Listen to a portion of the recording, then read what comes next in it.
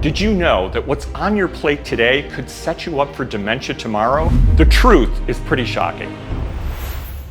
All right, before we get into the details, I need to tell you a story that shows exactly why this is so urgent. This is about a patient of mine, Beth, who came to see me after hitting a wall from consulting with multiple specialists and trying multiple drugs, including an antidepressant.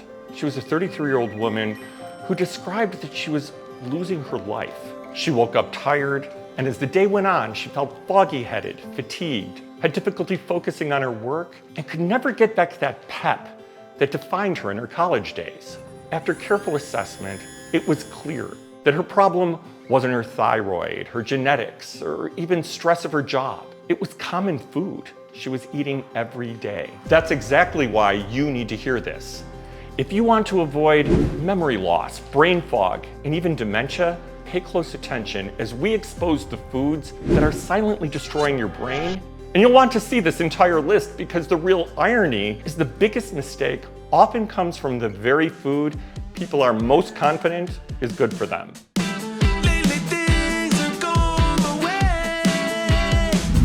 So let's start with breakfast, because for many people, the brain battering begins with what's supposed to be the most important meal of the day. The food I'm talking about is instant oatmeal. Very simple, everybody's familiar with it. In seconds, you have your meal, and it's supposed to be healthy. This is the downfall of so many of my patients because they sincerely think they're being healthy when they start the day with it. Sounds healthy, it's supposed to be healthy, but most commercial oatmeals are a processed product of rolled oats with sugar additives. Let me show you the difference, because this is what rolled oats look like. They're very processed. They come from this, oat groats. Oat groats, you can buy them, you can prepare them. They can be part of your morning meal, but this is very different from this in so many ways. Then to compound the problem, the patient Beth, who I mentioned, did what a lot of folks do and add a banana to it for flavor and perceived health benefits. Now, bananas in and of themselves are not evil, but they are very glycemic. What this means is that for many people, the banana causes a blood sugar spike. And when you combine the banana with something processed, like the instant oatmeal, you have a glycemic nightmare, causing blood sugar to soar, which for many people is then followed by a blood sugar crash. The blood sugar spikes do all kinds of long-term damage and can be a significant contributing factor to dementia processes. And the blood sugar crashes cause the immediate effects of fatigue, poor concentration, and really just difficult functioning. I think the sweetened morning oatmeal with added banana really gets people because they just don't realize how much of a sugar load they're consuming. The sugar amount can be upwards of 30 grams, similar to a commercial candy bar. I feel like running away. A lot of people like to prepare their oatmeal the night before, but a terrific overnight oat replacement is an overnight chia seed pudding. Super simple to prepare. Here's a semi-finished version of it, but to make it, almost nothing. Chia seeds, easy to find them, and this isn't a perfect art. It depends upon how loose or thick you like the porridge. I just pour some in to coat the bottom of my bowl. Then I get any unsweetened milk alternative. I happen to like almond milk. I think it tastes great in this. And you just pour it so that you've covered the chia seed pretty good, just about like that. I throw a plate on top of it, put it in the refrigerator, and then the next morning, this is what you've got. Now, so to make this taste really yummy, and I promise it does, I like to add a little bit of monk fruit sweetener, and then my favorite nuts and berries. And this really makes it a power-packed, nutrient-dense meal. So I have some walnuts here, slivered almonds, and then the real treat, some fresh raspberries. For raspberries, organic is always best because they tend to absorb pesticides more than a lot of things do. And then what we have here is really a delicious treat. As you can see, it looks beautiful and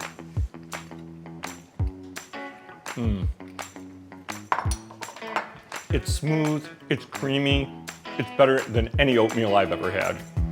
Loving you makes the stars shine brighter. Now that the morning has started with way too big of a sugar overload from that morning oatmeal, now the vicious cycle begins. Because people need that late morning pick-me-up from the blood sugar swings they started the day with. Many of my weight-conscious patients thought they had the perfect hack with this next one, but sorely they were wrong. The seemingly innocuous diet soda. It has no sugar and no calories, and the caffeine gives you a little bit of a pick-me-up, so all good, right? Wrong. Artificial sweeteners are potentially carcinogenic, meaning they cause cancer. And even though they don't have sugar, they increase the risk of diabetes and all-cause mortality. And in terms of brain health, they've been shown to negatively affect memory and learning and lead to chemical imbalances in the brain. This is likely the case with all the man-made chemical ones like aspartame, sucralose, and saccharin. Much better alternatives would be green tea, iced teas, matcha, or even naturally brewed coffee. For sweeteners, I tell people they can use stevia or monk fruit extract. However, monk fruit is often combined with sugar alcohol. So I have people look for the real extract or have it combined with allulose, a newcomer in the natural sweetener world, that has very good initial data and I think tastes pretty good too. We haven't even reached the afternoon and the brain has already taken a beating. But the abuse doesn't end with this next common killer food. So you're out to lunch and you think, I'm going to eat healthy and get the grilled chicken sandwich with avocado and sprouts. Bravo! And then the server asks what you would like for your side and you reflexively say, the fries. Crash. And you were so close to getting it right. French fries are a food disaster and brain destroyer. An equally bad choice would have been potato chips, also a common option. Both are deep fried, usually in oils that have numerous toxic byproducts that affect health across the board. Frequent consumption of fries is linked to negative effects on brain health, including an increased risk of anxiety and depression, poorer cognitive function, and damage from inflammation. These effects are primarily due to the chemical acrylamide, which forms when starchy foods are fried at high temperatures. A 2021 study found that people who ate diets high in fried foods, such as French fries, scored worse on cognitive tests, assessing memory, learning, and overall brain function. Further, French fries are considered an ultra-processed food. Studies have linked high consumption of ultra-processed foods to an increased risk of age-related cognitive decline and even dementia.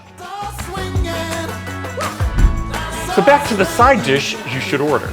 Choose the non-fried option, such as coleslaw, salad, or fruit. Your stomach will feel better in the short run, and your brain will perform better in the long run.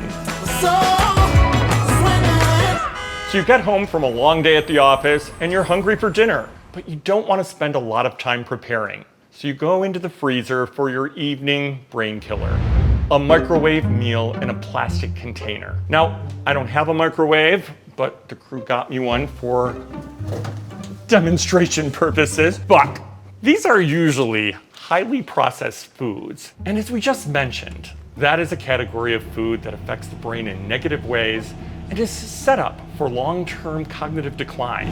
This is a real issue because over half of daily calories for typical Americans come from ultra-processed foods. And for teens, it's even higher. We know that cancer risks go up the more we eat these foods, and a study of nearly 10 million people shows eating ultra-processed foods can raise the risk of death by over 20%. Another study shows that they increase the risk for dementia by 44%. And yet another study shows that they increase the risk for Alzheimer's disease by 13% per daily serving.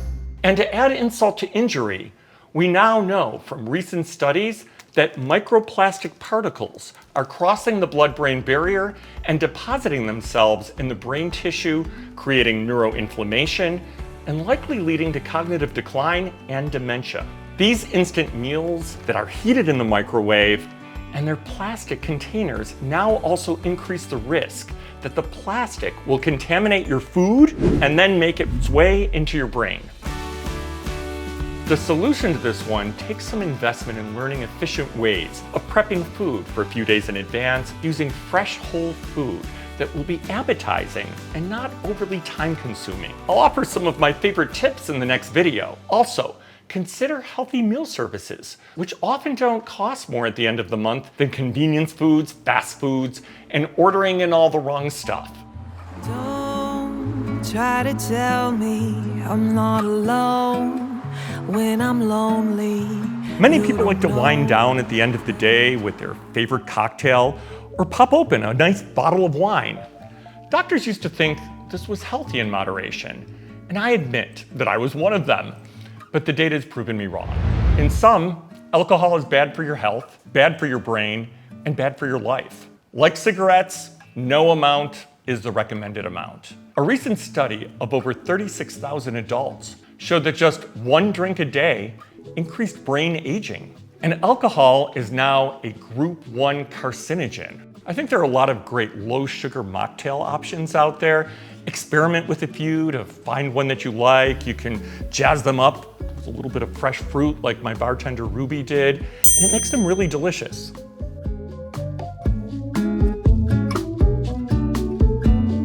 So we covered a lot of great stuff today, and let's review our top 5 brain killer foods. Instant processed oatmeal, and remember to replace it with steel cut oats or that great chia seed pudding that we made earlier. Diet soda of any kind, and its replacement, green tea, iced tea, or even sparkling water. French fries, deep fried foods. A side often is the silent killer. Do a different side of a salad, coleslaw, or even fresh fruit. Microwave meals, especially the ones in the plastic containers, swap that out with some fresh meal prep. Alcohol, as we know, another brain killer, and there's great options now, mocktails. So that was our recap of the top 5 brain killers to brain savers. Do your brain a favor and start eliminating them today. So before we did sell the board, now we're gonna do read the board, where the team writes down questions on sticky notes as I'm filming. So let's see what they came up with. First one, so diet soda is bad. Is regular sugar-filled soda better or worse? These are 2 bad things in terms of our health. One has one set of problems and the other has another, and actually they converge when it comes to metabolic syndrome and problems with sugar regulation. Next, I need that fizzy feeling. Does your fancy green tea fizz do that? I don't think so. Well, actually, there are some great carbonated beverages that don't have sugar and don't have artificial sweeteners, but still taste delicious. So explore the many options out there. Let's see, you're at a baseball game. They have hot dogs, popcorn, and French fries. What do you eat, Dr. Monti? You eat before the game. 30 grams of sugar is like a candy bar. So you're saying I could just have candy for breakfast? By the way, Glycemic Nightmare sounds like a great name for a heavy metal band. Well, maybe so. And I think I should trademark it in case anybody wants to use it as such. But in terms of the candy being equivalent to something with a high glycemic index, this is nuanced. So while something might have a high glycemic index, which might be bad for a lot of people, the spike in blood sugar, there's still the other toxic effects of processed foods like candy that make things even worse. Plastic container is bad. If I dump the microwave meal into a real plate before heating it, am I a genius? Totally. But that's usually hard to do since these are frozen generally, so I'm not sure how you're gonna make all that happen, but could help a little. Next one, what about air fried fries? Are they still a brain destroyer or just a minor brain bully? And sweet potato fries are healthier, right? Again, it all depends upon how they're prepared. So if you cut up some sweet potatoes and bake them in the oven and get a little crispiness on them by putting some olive oil, not bad. But if you put anything in a deep fryer with seed oil, then you're creating that carcinogenic effect. Is potentially carcinogenic the scientific way of saying it might kill you, maybe, maybe not? Sure, and things have an additive effect, right? So one serving of French fries once in your life versus once every few hours, that has an additive effect and is going to be more carcinogenic. I didn't want a salad, that's why I ordered fries. Now you're telling me, get a salad. What's next? Are you going to tell me water is wet? Well, water is wet and fries are toxic. Next, you're telling us all this bad news about our favorite foods. Don't you think we need a drink right now? Well, as I said, there's great mocktails. Have one of those. If you found this video helpful, do me a huge favor and hit the subscribe button and share this with someone whose brain you care about. So this is House Call, and I'm Dr. Dan Monti. Until next time, please feed your brain and nourish your life.